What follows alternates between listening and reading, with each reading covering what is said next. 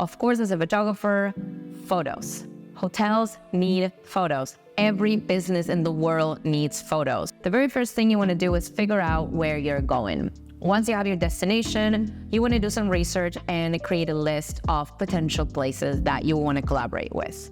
Now, the way I do it is I start at the top. I start with 5-star resorts, luxury resorts, beautiful hotels, and try reaching out to those first. And I'll be totally honest with you, it is so dependent on time of the year, season, and however many collaborations the hotel has done so far. If you're gonna try to get a hotel collaboration in Paris in the middle of the summer, good luck, it's not gonna happen. This is why a lot of influencers, photographers, and well-traveled people actually prefer to travel in shoulder season or off-season, because not only it's quieter and there's less people, you have a higher chance of a hotel saying yes.